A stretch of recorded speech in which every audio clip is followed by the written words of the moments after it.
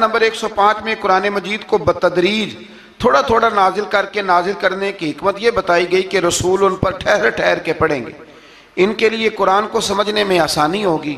مشرکین مکہ اعتراض کرتے تھے کہ کبھی آپ اللہ کہتے ہیں کبھی رحمان کہتے ہیں، ہم تو رحمان کو نہیں جانتے، تو اللہ نے فرمایا رسول کہہ دیجئے کہ معبود برحق کو تم اللہ کہہ کے پکارو یا رحمان کہہ کے پکارو،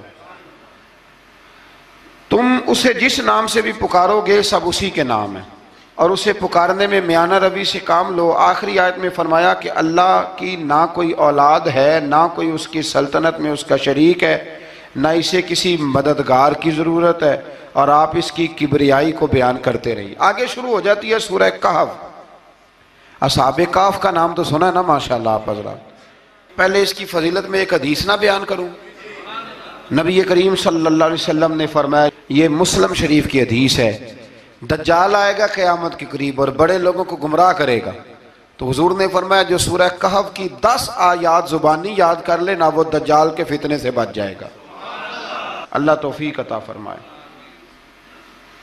اس سورہ مبارکہ کی آیت نمبر 9 سے اصحاب کہف کا ذکر شروع ہوتا ہے۔ اصحاب کہف، جب حضرت عیسیٰ علیہ السلام کو اللہ کریم نے چوتھے آسمان پہ بلا لیا نا، تو دقیانوس نام کا ایک بادشاہ ہوا بنی اسرائیل کے اندر، بڑا ظالم تھا، اس نے گمراہی پھیلا دی، اور جو لوگ معاذ اللہ کفر اور شرک نہیں کرتے تھے انہیں قتل کروا دیتا تھا۔ تو 7-8 نوجوان اپنا ایمان بچا کے بھاگے۔ او ہو اللہ اکبر، ساری دنیا مال بچا کے بھاگتی، وہ 7-8 نوجوان اپنا ایمان بچا کے بھاگے کہ یہ ہمیں کہیں کفر کی طرف نہ لوٹا دے، تو جا کے ایک غار کے اندر چلے گئے، تو ایک کتا بھی ان کے ساتھ ہو گیا۔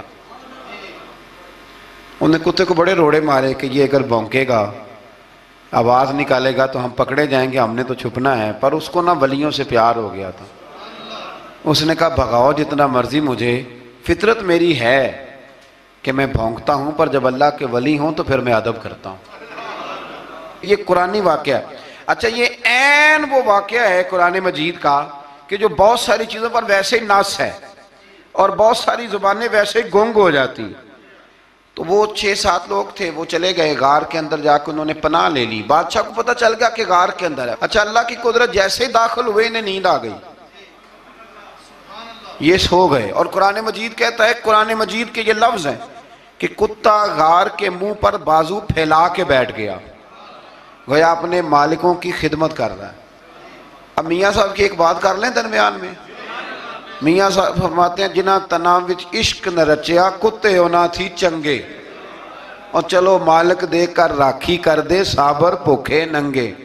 یہ دیکھو نا کہ اتنا تو ان کے اندر بھی کمال ہے، اپنے نا دونوں بازو پھیلا کے، کتا بھی غار پہ بیٹھ گیا، ان کو نیند آ گئی۔ بادشاہ نے پتہ کرایا کہاں بھاگ کے گئے، تو کہا وہ غار کے اندر ہیں۔ بادشاہ کہنے لگا کہ ان کی سزا یہ ہے کہ ایک دیوار چن دو غار کے منہ میں، غار کوئی بند کر دو۔ جس بندے کی ڈیوٹی لگائی نا غار چننے کی، بندہ بڑا نیک تھا، اس کو دیوار بنانے کا ذمہ دیا، اس نے نا دیوار بھی بنائی اور ایک تختی پہ نا سب کے نام لکھے، اور وہ تختی ایک صندوق میں رکھ کے وہاں بند کر دی، اور اسی طرح کی ایک تختی اس کے نیچے لکھا کہ ایک تختی ان کے ناموں کی نا میں مال خزانہ میں بھی بند کر رہا ہوں۔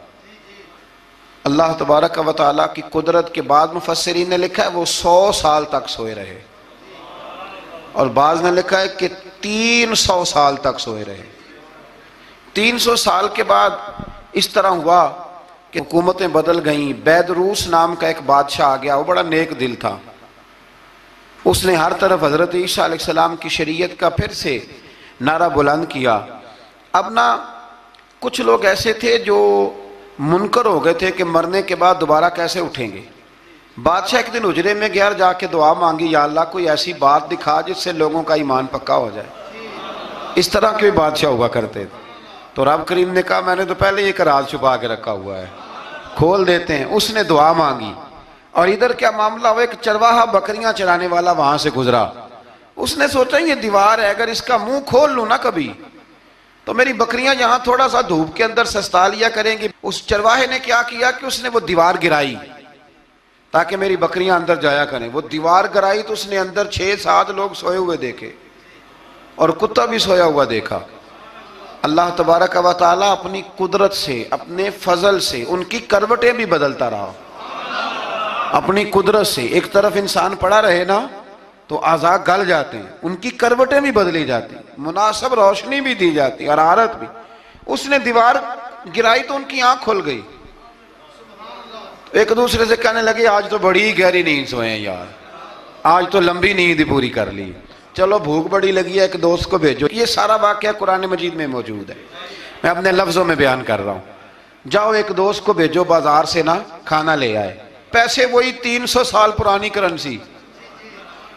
وہ جب نان بھائی کی دکان پہ گیا نا سامان لینے، اس کو پیسے دیے تو نان بھائی نے ہاتھ پکڑ لیا، کہنے لگا میاں تو کدھر سے آیا، یہ کون سے پیسے ہیں؟ اس نے کہا پیسے کاہے کہ میں بھی سوچ رہا ہوں کہ حالات بدلے ہیں، سارے حضرت عیسیٰ کا کلمہ پڑھ رہے ہیں، ماحول اور ہے۔ اس نے کہا تیرے ہاتھ کوئی خزانہ لگ گیا ہے، یہ تو ہم نام سنتے تھے کہ یہاں کوئی دقیانوس نام کا بادشاہ رہا ہے، کوئی خزانہ، بتا کہاں سے لیے؟ شور ہوا، حاکم شہر تک خبر پہنچی، بادشاہ تک پہنچی۔ اس نے بتایا کہ بھئی ہم تو دقیانوس کے ڈر سے بھاگے ہیں، کل بھاگے ہیں یا آج سویرے، اتنا زیادہ ہمیں پتہ نہیں، کل یا آج سویرے بس نا، اتنا سا ہمیں یاد ہے کہ ہم گئے تھے۔ بہرحال وہ لوگ جمع ہو گئے، اکٹھے ہو گئے، غار تک پہنچے۔ اب جو غار کے اندر تھے وہ پتہ کہتے ہیں لگتا ہے ہمارا دوست پکڑا گیا ہے، پکڑا گیا ہے۔ تو اب بندے جمع ہو گئے، وہ اندر ڈر رہے تھے، تسبیح کر رہے تھے، اللہ کو یاد کر رہے تھے۔ ادھر یہ پہنچ گیا جب ان لوگوں نے یہ جیتا جاگتا رب کے فضل کا نمونہ دیکھا، اور بادشاہ نے کہا کہ یہ کیا ہے؟ صندوق کھولا تو اس کے اندر وہ تختی لکھی تھی کہ یہ ان کے نام ہے، یہ دقیانوس سے ڈر کے بھاگے ہوئے ہیں، یہاں یہ سو رہے ہیں، اور اسی کی ایک تختی میں نے فلان جگہ بھی دفن کیا، وہ تختی بھی وہاں سے نکل آئی۔ اب سب لوگوں کی آنکھوں میں آنسو آئے اور سب کہنے لگے لا الہ الا اللہ، لا الہ الا اللہ، لا الہ الا اللہ۔ سب کہنے لگے ان اللہ علی کل شیء قدیر۔ جب ان کی بات پوری ہو گئی، لوگوں کے ایمان پختہ ہو گئے، تو اصحاب کہف کہنے لگے کہ ہمیں اب اجازت ہے، ہم پھر دوبارہ غار میں جاتے ہیں۔ وہ غار میں گئے تو رب نے پھر انہیں موت عطا فرمائی، نیند عطا فرمائی، تحفہ دیا۔ بادشاہ نے پھر اس کے آگے دیوار بنائی اور وہاں بادشاہ نے ایک مسجد تعمیر کرا دی، لوگ زیارت کرنے جاتے۔ یہ اصحاب کہف کا ذکر ہے۔ اب یہاں ہمارے مفسرین نے لکھا ہے کہ وہ جو کتا تھا نا وہ بھی ساتھ ہی تھا۔ اللہ قیامت والے دن اسے انسانی، یا تو انسانی شکل ملے گی، یا جیسے رب کا فضل ہوگا رب کریم اسے بھی جنت عطا فرمائے گا۔ اس نے تبلیغ کی، دین کی، اس نے کیا کیا؟ تبلیغ کی، نمازیں پڑھی، روزے رکھے، حج کیا، 10 ہوتے صحیح اس کیتا کی۔ اسی آکھیے نا خدا کے فضل سے ہم پر ہے سایہ غوث اعظم کا، ہمیں دونوں جہاں میں ہے سہارا غوث اعظم کا۔ لوگ پریشان ہو جاتے ہیں، کہتے ہیں کس طرح کی بات کرتے ہو؟ تو میں نے کہا اصل میں تیرا عقیدہ کچا ہے، وہاں تو کتا چلا جائے ولی کے پاس تو رب اسے جنت دے دیتا ہے، تو جیگتا جاتا مومن جائے تو اللہ کیوں فضل نہیں فرماتا؟ اس سے آگے نا پھر آیت نمبر 32 ہے، اس میں اللہ تبارک و تعالیٰ نے 2 لوگوں کا واقعہ بیان کیا ہے۔ فرمایا ایک شخص کے انگوروں کے باغات تھے اور چاروں طرف سے انہیں کھجوروں کے درختوں نے گھیر رکھا تھا، اور درمیان میں کھیتی بھی تھی، اور بیچ میں دریا بھی بہہ رہا تھا، اور ان باغات نے بہت عمدہ فصل دی۔ ایک دن یہ شخص اپنے ساتھی سے کہنے لگا میرا مال اور افرادی قوت تم سے زیادہ ہے، مجھے یقین ہے کہ یہ باغ کبھی برباد نہیں ہوگا۔ اول تو مجھے قیامت کا یقین ہی نہیں معاذ اللہ، لیکن اگر قیامت آئی تو مجھے وہاں سے بھی بہتر مال ملے گا۔ اس کے دوسرے ساتھی نے کہا تو اپنی اصل کو بھول گیا ہے، اور تو نے اپنے خالق کی ناشکری کی جو کہ وحدہ لا شریک ہے۔ اگر تم نے باغ میں داخل ہوتے وقت ماشاءاللہ لا قوت الا باللہ کہہ دیا ہوتا تو یہ تمہارے حق میں بہتر ہوتا۔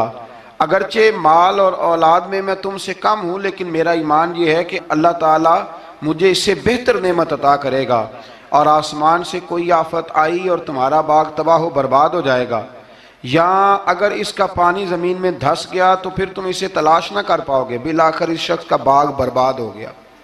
وہ جو کہتا تھا نا مجھے یقین نہیں قیامت نہیں آئے گی، اس کا باغ ہی، اور وہ کف افسوس ملتے ہوئے کہنے لگا کاش میں نے شرک نہ کیا ہوتا، لیکن پھر اس کا کوئی نہ مددگار تھا اور نہ حمایتی۔ آیت نمبر 45 میں اللہ تعالیٰ نے دنیا کی زندگی کی ناپائیداری کو ایک مثال سے بیان فرمایا کہ آسمان سے بارش نازل ہوئی، گھنا سبزہ نکلا، پھر وہ سوکھ کر چورا چورا ہو گیا، جسے ہوا اڑا کے لے گئی۔ مال اور بیٹے تو محض جیتی دنیا کا سنگار ہے، جب تک تم زندہ ہو تب تک مال بھی ہیں اور بیٹے بھی ہیں۔ والباقیات الصالحات، ہاں اگر کچھ ہے باقی رہے گی تو تمہارے اچھے اعمال باقی رہیں گے، اور اگر اولاد نیک ہوئی تو وہ بھی باقیات الصالحات میں شامل ہو جائے گی۔ آیت نمبر 47 سے فرمایا کہ قیامت کے دن تمام روئے زمین پر ایک کھلے میدان کی صورت میں ہوگا، سب لوگ صف باندھے رب کے حضور اکیلے حاضر ہوں گے اور اپنے اعمال ناموں کو دیکھ کر خوف زدہ ہوں گے، کہیں گے ہائے افسوس اس اعمال نامے کو کیا ہوا، اس نے نہ کوئی صغیرہ گناہ چھوڑا نہ کبیرہ، مگر سب کو شمار کیا۔ آیت نمبر 50 میں حضرت آدم علیہ السلام کو فرشتوں کے سجدہ، ابلیس کی نافرمانی اور شیطان اور اس کی ذریت کے انسان کے دشمن ہونے کا بیان ہے۔ آگے پھر ذکر شروع ہو جاتا ہے حضرت موسیٰ علیہ السلام اور حضرت خضر علیہ السلام کا۔ یہ لفظ خضر بھی ہے اور خضر بھی ہے، یہ دو تین طریقوں سے پڑھا جاتا ہے۔ حضرت خضر کے بارے میں مختلف روایات ہیں کہ یہ ولی ہیں کہ نبی ہیں، لیکن مضبوط رائے اکثر بزرگوں کی یہی ہے کہ یہ بھی اللہ کے نبی ہیں، اور بعض نے لکھا ہے یہ ہمیشہ سے زندہ ہیں۔ یہ دو اللہ کے نبی حضرت الیاس علیہ السلام اور حضرت خضر علیہ السلام، یہ دونوں ہر سال حج میں بھی جاتے ہیں، ہر سال حج میں بھی جاتے ہیں، کیونکہ ایک روایت ملتی ہے کہ محبوب کریم علیہ السلام حج پہ گئے تو فرمایا میں الیاس اور خضر کو پہاڑوں سے اترتے ہوئے دیکھ رہا ہوں۔ تو جن کو اللہ نے کھلی آنکھیں دی ہوتی ہیں پھر انہیں زیارت بھی ہوتی ہے، انہیں یہ نظر بھی آتے ہیں۔ حضرت خضر علیہ السلام کو اللہ نے علم لدنی عطا فرمایا۔ یہ علم لدنی اللہ جس کو اپنے پاس سے عطا کر دے اس کو علم لدنی کہتے ہیں۔ حضرت موسیٰ علیہ السلام ایک دن تقریر کرتے ہوئے کسی نے پوچھا کہ آپ سب سے بڑے عالم ہیں، فرمایا الحمدللہ۔ تو اللہ کریم نے فرمایا نہیں ہے موسیٰ کلیم آپ سے بڑے بڑے بھی ہیں، بڑے بڑے لوگ ہیں۔ ہمارے ہاں مسئلہ ہے پا نہ پڑی اور لوگ مناظرہ کرنے آتے ہیں، کئی دفعہ لوگ نا مسئلہ بتاتے ہیں تو میں کہتا ہوں جناب آپ نے بتا دیا کہ اب آپ نے حکم کرنا ہے، اب آپ نے حکم کرنا ہے۔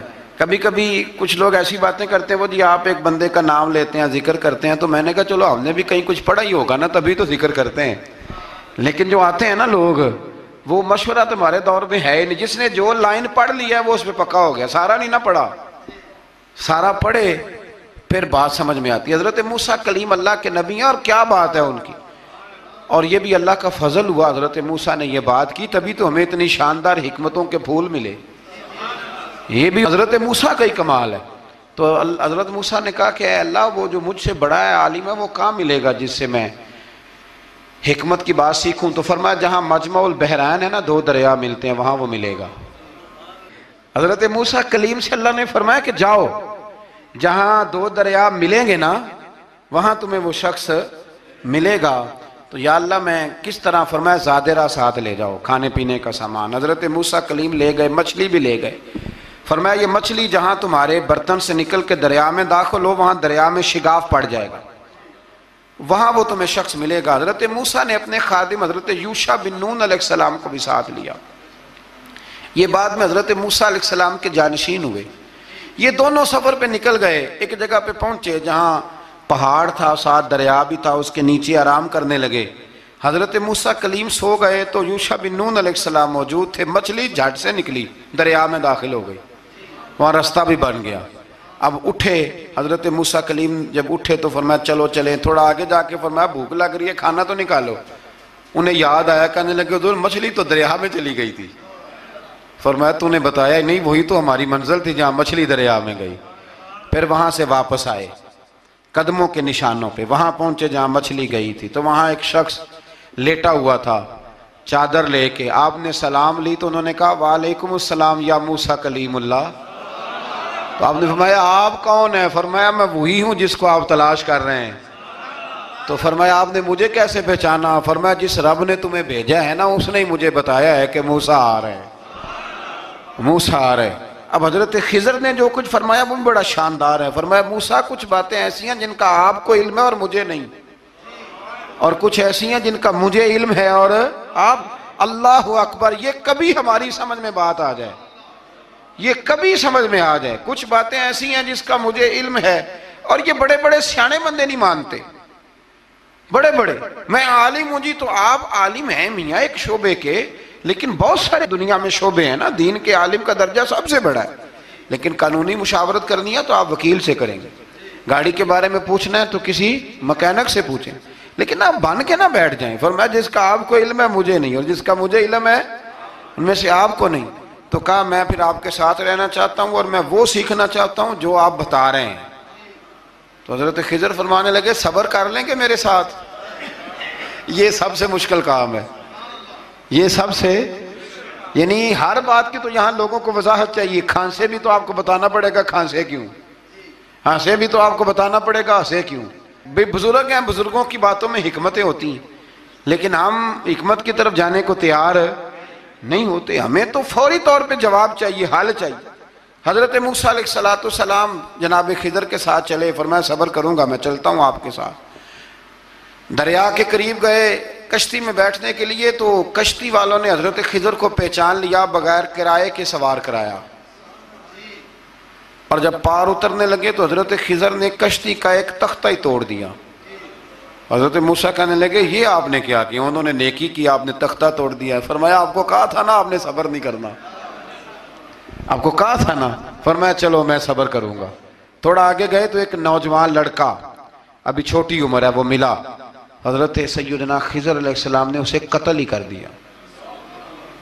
فرمانے لگے آپ نے قتل ہی کر دیا؟ ایک قرآن مجید ہے بھائی. میں کبھی کبھی سوچتا ہوں یہ ہم کسی درویش کی بات سناتے تو بندے اڑ جاتے. فتوے نکلتے کہ نہ نکلتے؟ میرا خیال ہے ہر مسجد سے نکلتے. اور فتوے ایک ایک جتنے مسجد میں نمازی ہوتے سب کے ہاتھوں میں فتوے ہوتے. قتل کر دیا، قتل ہی ہو گیا بندہ. تو حضرت سیدنا موسیٰ علیہ السلام فرمانے لگے آپ نے قتل ہی کر دیا. فرمایا میں نے کہا تھا نا آپ نے صبر نہیں کرنا.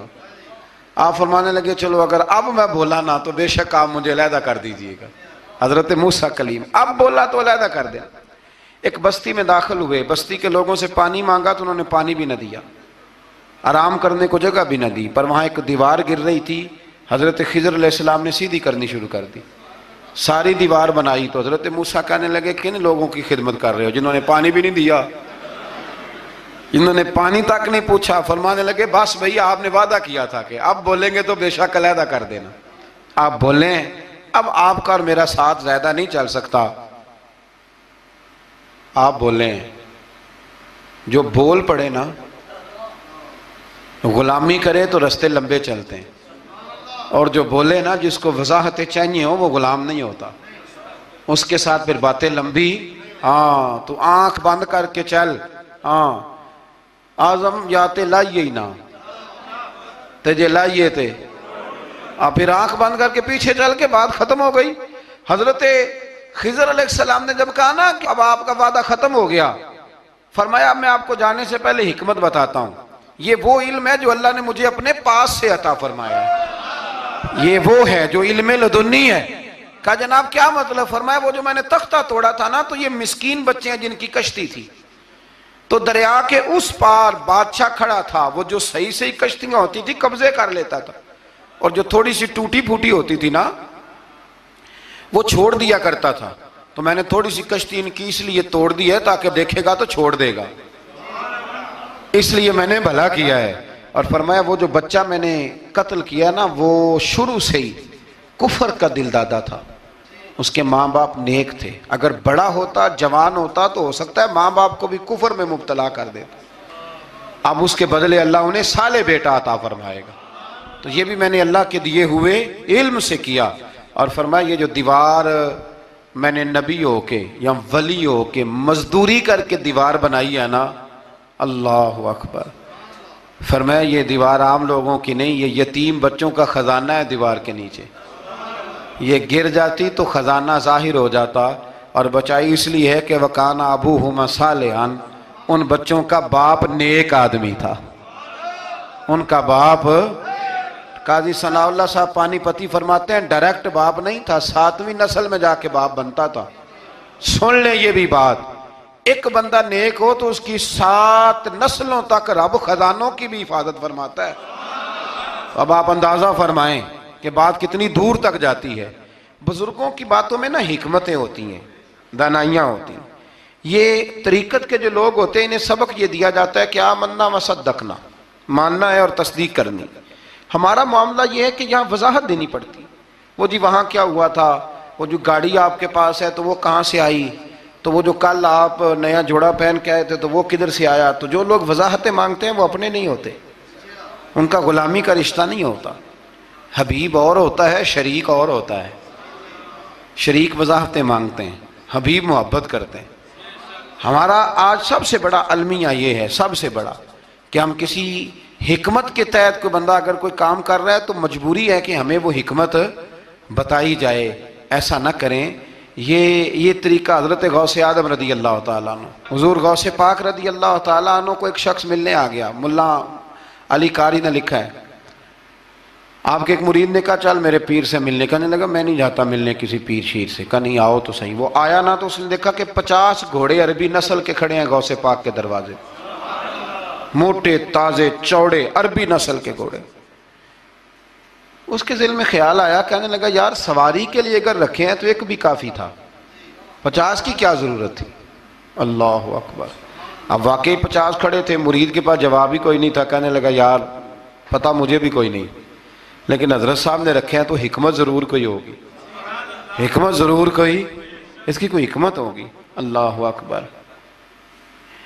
وہ چلے گئے واپس، وہ روز تنقید کرتا، کیسا تیرا پیر ہے 50 گھوڑے رکھے ہوئے، کیسے تیرا پیر ہے 50 گھوڑے رکھے ہوئے۔ کچھ دن گزرے تو ملا علی قاری کہتے ہیں وہ اعتراض کرنے والے کے پیٹ میں کوئی تکلیف ہوئی، بغداد کے سب سے بڑے طبیب کے پاس گیا، اس نے کہا تیرا تو جگر تباہ ہو گیا ہے، عربی نسل کا ایک گھوڑا چاہیے، اس کو ذبح کریں گے، اس کا جگر نکالیں گے، اس کی دوائی بنا کے تجھے کھلائیں گے، اور 50 گھوڑے ہوں گے تو بچے گا۔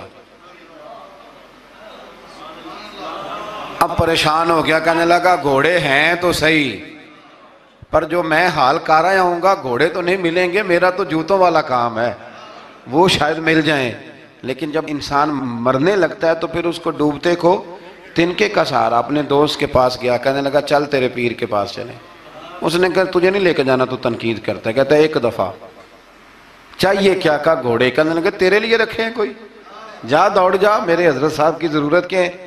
لیکن جب غوث اعظم کی خانقاہ میں داخل ہوئے نا تو حضور غوث اعظم اٹھ کے ملے، اللہ والے دلوں میں باتیں نہیں رکھتے، ماتھا چوما اور فرمانے لگے میاں تو ایک دن نا میری گلی سے گزر رہا تھا تو میری تیرے اوپر نظر پڑی، تو مجھے نظر آیا تو بیمار ہوگا، اور تیرا علاج عربی نسل کے 50 گھوڑوں کی وجہ سے ہوگا، تو میں نے تیرے لیے لا کے کھڑے کیے ہوئے ہیں، تیرے لیے ہی کھڑے کیے ہیں، اب تو نہ گھر بھی لے جانے کی ضرورت نہیں، چارہ بھی میرے مرید ہی ڈال دیا کریں گے۔